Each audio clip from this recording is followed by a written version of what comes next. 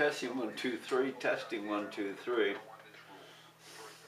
Anyway, I watched the GOP debates last night on CNN, and there were 7 potential candidates that were there, and there's still others that are floating around that may or may not get into the race.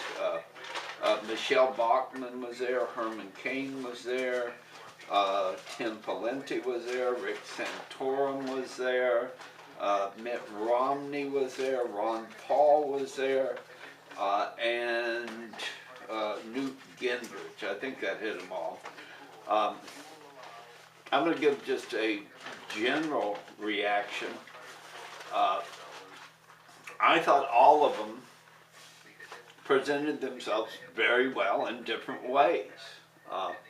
Newt Gingrich, as usual, was very intellectual and gave pretty concise answers that hit to the problems. I think some of the problems he has is called baggage. Although it's not mentioned very much in Republican circles or even in the media, Newt Gingrich was quite a hypocrite. He was pointing the finger at Bill Clinton about having extramarital affairs, and then he was caught having a number of extramarital affairs. I don't know how that can be forgotten in terms of the character of a candidate, which I think is very important. Romney, he looks presidential. He gives pretty good speeches, although some people don't think he has the charisma that it's going to take to beat Obama. He's right now the forerunner, and one of the issues he used to have was that he was a Mormon, but there were questions about faith and America and separation of church and state, and basically I thought he did a very good job on presenting the issue that we should all be able to worship the way we want to. And I think most Americans would agree with that, and that issue probably is not going to be much of an issue. Also, he had to contend with the fact that he had what Pawlenty termed Romney care, or a form of health care in Massachusetts when he was the governor. He pointed out 3 differences between Obamacare and his health care plan in Massachusetts, and stated that if Obama was going to mimic or model Obamacare after the healthcare program in Massachusetts, that he should have called Romney so Romney could have told him what not to do, what didn't work. He admits that there were failures in the program, and he feels that it shouldn't be a national healthcare program, that it should be by the states, but it has to be monitored and set up properly. He gave a couple other reasons. I can't remember them off the top of my head. Ron Paul was his traditional libertarian views, which has enthused many across America. This is his 3rd time running for president, and I think he's got some great ideas. He talks consistently about the Fed, which, as you know, is a private business that just prints money. I'll say it illegally, because the Constitution doesn't provide for a private business printing money. He's the only one that talks about that, and how the Fed, with its profit-making motive, is not necessarily good for America. The Fed right now is balking on any more bailouts. What the Fed does is it buys bonds that are used to finance America, charges 3% interest, and pays for the bonds with money it prints. Isn't that a great game? Then that money is distributed around the world, contributing to inflation and other problems. Paul also believes that we should stop the wars and bring the troops home immediately. A number of other issues that he's not afraid to articulate. Okay, then we have Gingrich, which we talked about. Let's see who else we got here. My memory's not that good. Herman Cain. Herman Cain was the CEO of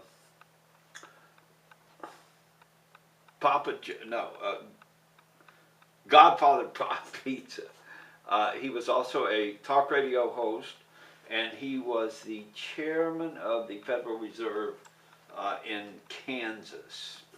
He is running on not being a politician, being a problem solver. And to a degree, he reminds me of Ross Perot.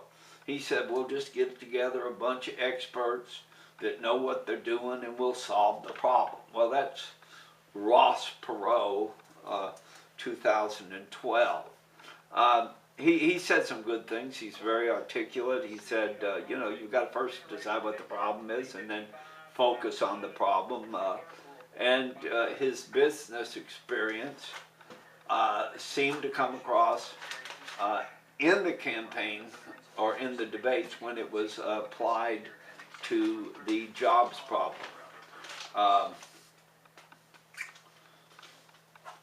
Rick Santorum is a social conservative, and at first I thought he was saying some very good things, and then I was taken aback when he was asked about the 900 military bases that the United States has around the world. And the question was posed as, wouldn't it be better to put that money into things to protect America rather than trying to be the policeman for the world? Well, Santorum would have none of that. He feels that we should be the policeman of the world and that we need all these bases. Well, the guy said 900. My last account was 750 military bases in over 130 countries, which is an average of 6 U.S. military bases per country where we have a president. But he didn't think that was any way to cut back. He wanted to be nimble with, let's say, 137,000 troops in South Korea, thousands of troops in Germany, Italy, etc., etc. Again, an average of 6 military bases per nation where we are present. I don't know, it just sounded like too much of a war hawk and too much of more spending to favor the industrial military complex, which needs to be looked at, and cuts need to be made in order for America to survive. That's one of the areas. Now, on that issue of war,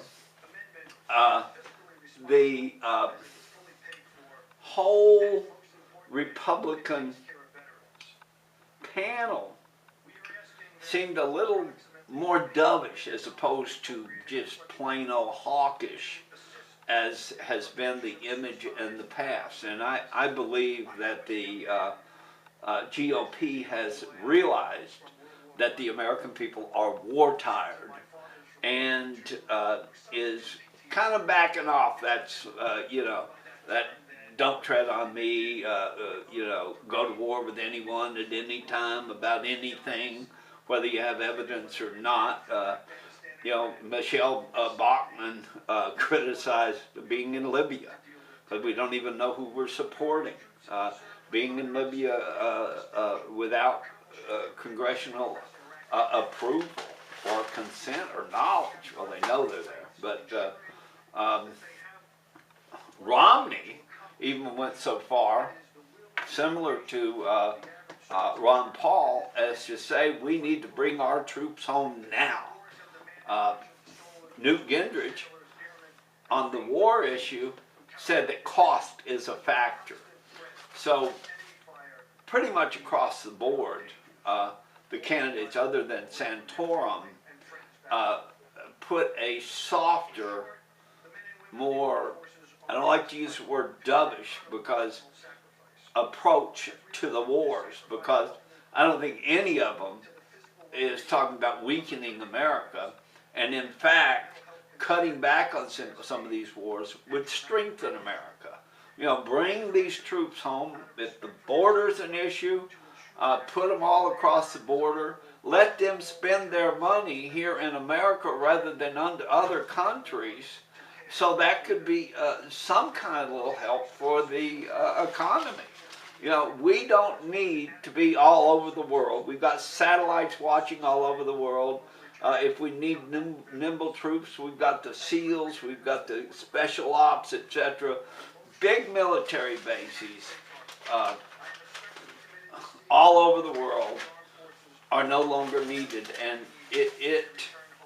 this expansive military presence in over 130 countries is the type of thing that led to the fall of Rome, the Ottoman Empire, etc. And we are to the point where I don't think we can afford it anymore, and the money would be better spent other places. Let's see, I overall thought all of the Republican candidates, Michelle Bachmann was fiery and articulate. Herman Cain was articulate and had some very good ideas. Pawlenty, I think he's got some weaknesses. Bill O'Reilly called him vanilla, but I'm not concerned about that if you come up with good ideas. I think he's got some baggage. Santorum, I think he's out of step with an America that's war-torn. He is probably very much in step with social conservatives.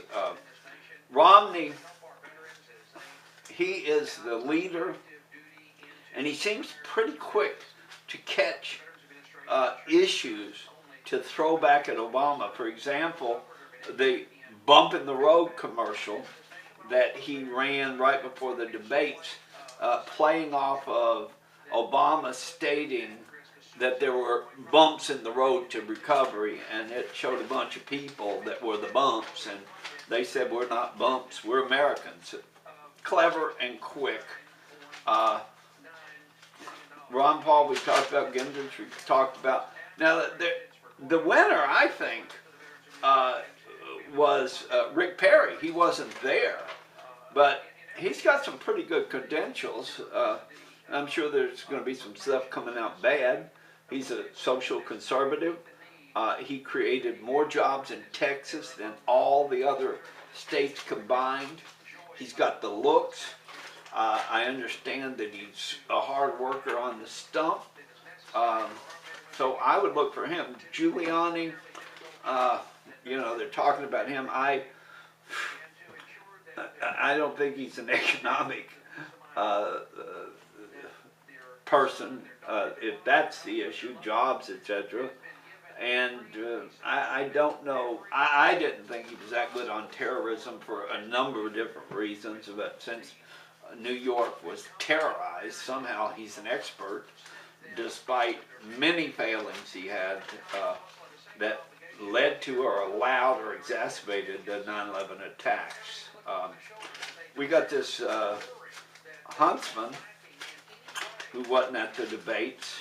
He comes across very articulate, very good. I think his problem is that he voted for the health care bill, which seems to be one of the big issues for the Republicans, is repealing it as soon as they can. Virtually all of them made that commitment. and Michelle Bachmann has already introduced legislation to that end. Okay, I'm going to end this report right here and look for more.